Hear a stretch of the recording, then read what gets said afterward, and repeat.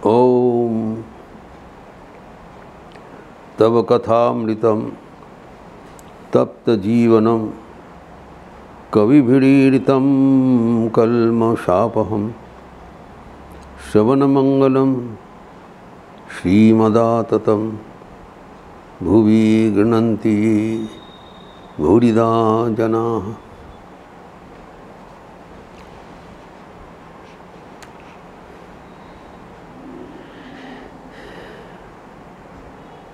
मन को कैसे नियंत्रित किया जाए,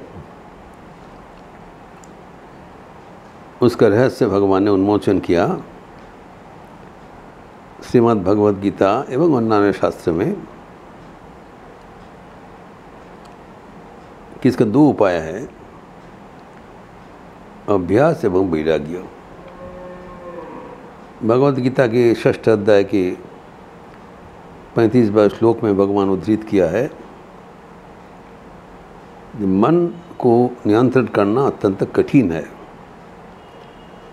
अर्जुन को उद्देश्य करके उन्होंने कहा, असंशयम महाबाहु मनोदुर्निग्रहम चलम। लेकिन इसको नियंत्रित करने के लिए उपाय है, अभ्यास न तो कौन्तेय वैराग्य न गृह्यते। अभ्यास एवं वैराग्य द्वारा ये मन वश में आ जाता है। पतंजलि योग सूत्र में भी कहा, प्रथम अध्याय के 12 सूत्र में, अभ्यास वैराग्याभ्याम तन्निरोध। योग, पतंजलि का योग सूत्र का जो उद्देश्य है, योग ईश्वर के साथ जीवात्मा के युक्ति, योग योग चित्तवृत्ति निरोध। योग मन को शांत करने का नाम ही योग है। और मन को शांत करने उपाय क्या है, अभ्यास वैराग्याभ्याम, सहज समाधान। तो अभ्यास क्या है, हम अब तक विस्तृत चर्चा किया है कि निरंतर दीर्घकाल करना पड़ेगा एवं मन को धीरे धीरे श्वास प्रश्वास किया संतुलित करते हुए सुबह शाम निरंतर निष्ठ शाहकार नियमित रूप से प्रयास करने से धीरे धीरे मन वश में आ जाएगा। अब ये अभ्यास होने से मन एकाग्र हो जाता है, और मौन एकाग्र होने से मन की जो छिपा हुआ शक्ति है वो विकसित हो जाता है। Mind gets develops tremendous power. वो मन का शक्ति जहाँ पर सन्निवेशित किया जाता है वो आलोकित हो जाता है। इसलिए कहा गया है, the secret of success in life is concentration of mind. जीवन में सफलता का रहस्य मन की एकाग्रता।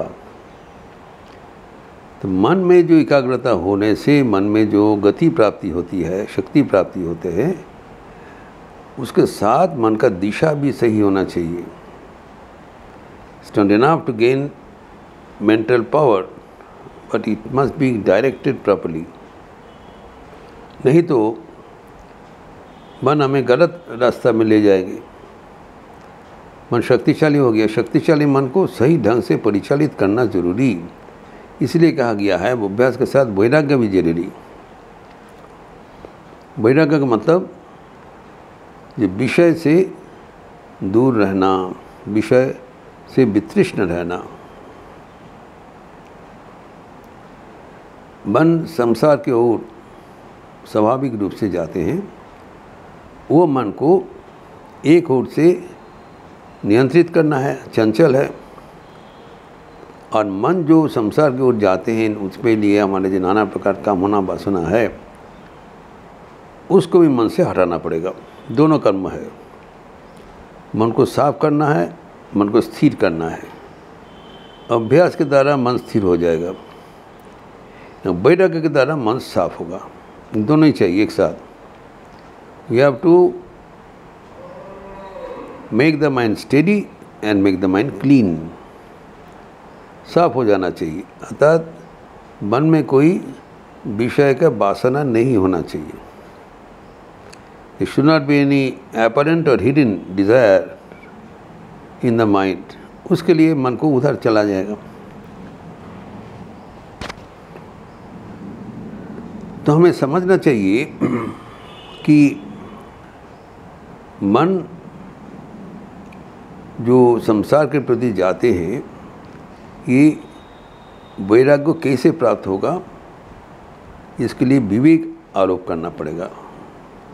विवेक एवं वैराग्य साथ साथ जाता है। विवेक मतलब विचार, डिस्क्रिमिनेशन, सत असत विचार।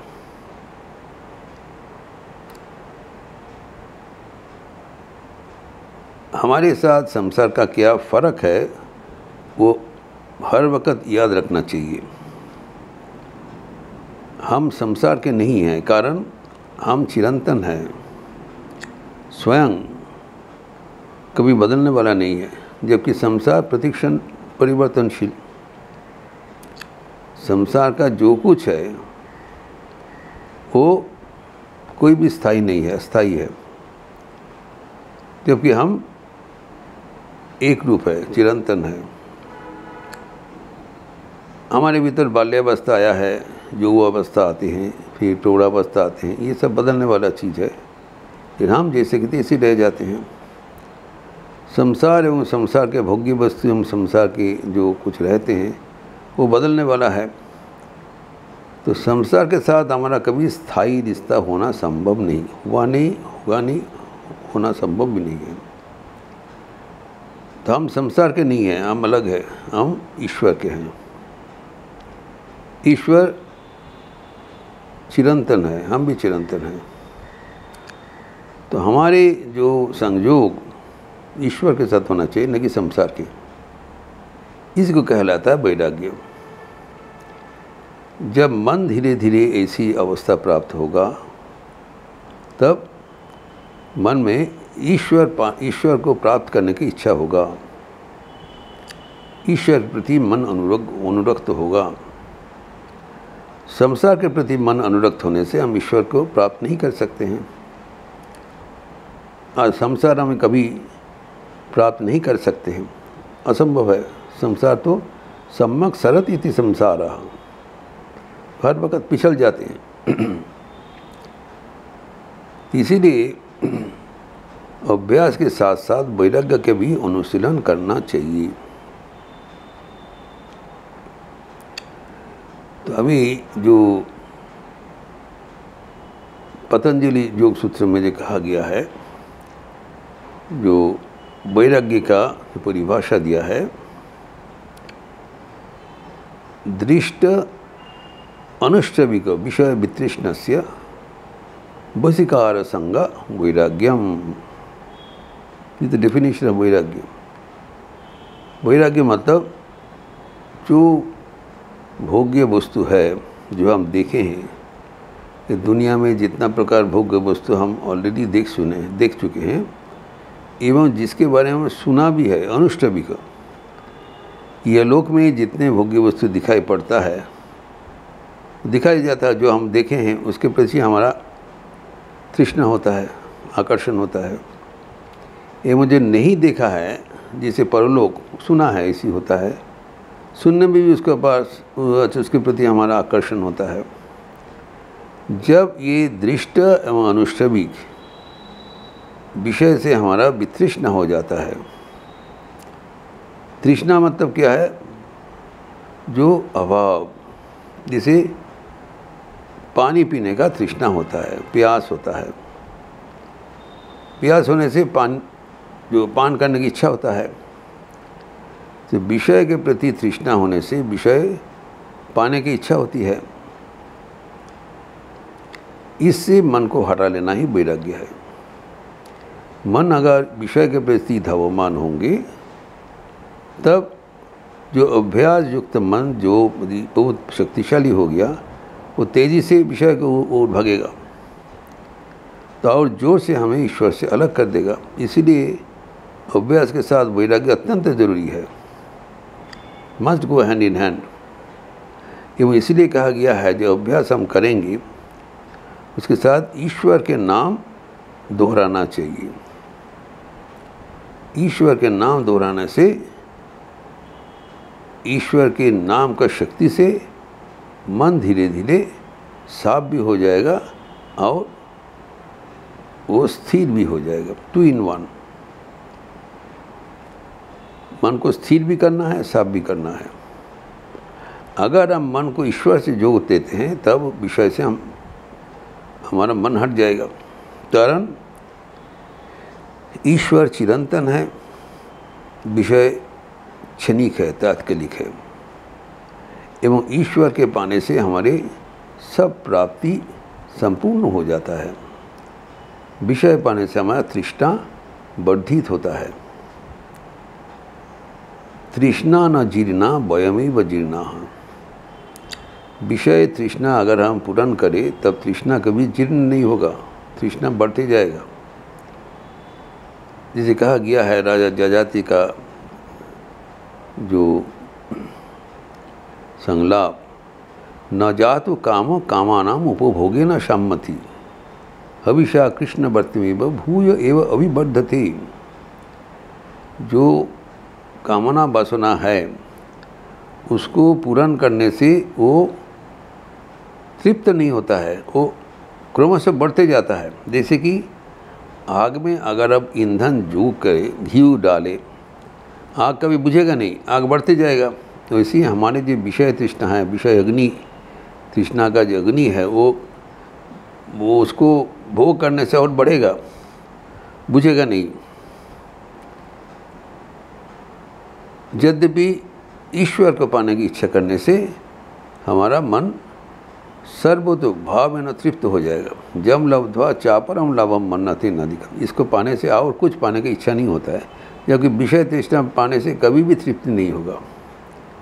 तो एक तो ईश्वर चिरंतन है, विषय प्रतिक्षण परिवर्तनशील है। ईश्वर का पाने से सब कुछ मिल जाएगा, जबकि विषय भोग करने से कुछ नहीं मिलेगा, खाली अतृप्ति मिलेगा। इसीलिए जो बुद्धिमान व्यक्ति कभी विषय के प्रति धावमान नहीं होते हैं।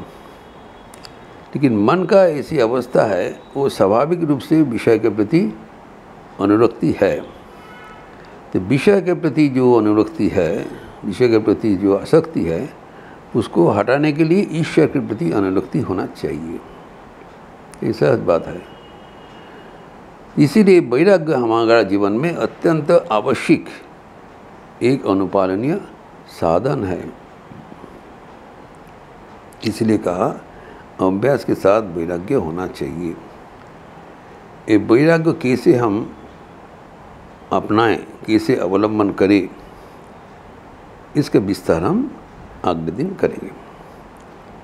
ओम शांति शांति शांति। हरि ओम तत्सत्। श्री राम कृष्णार्पणमस्तु। आज एक महत्वपूर्ण घोषणा। आज हमारे सत्प्रसंग का 1800 सीमा पहुंच गए। भगवान श्री राम कृष्ण का शेष कृपा से हम लोग पिछले कई वर्ष से 1800 सत्र लगातार संपूर्ण कर चुके हैं। Today is the 18th century. आप सबके सहयोगिता से, भगवान की कृपा से हमारे सत्प्रसंग चल रहा है। भगवान के चरणों में प्रार्थना है कि और भी ये चलते रहें एवं हम लोग श्री राम कृष्ण के भावधारा में अवगाहन करते हुए जीवन को सार्थक एवं सफल करें। अच्छा रहिए, स्वस्थ रहिए, आनंद में रहिए। नमस्कार।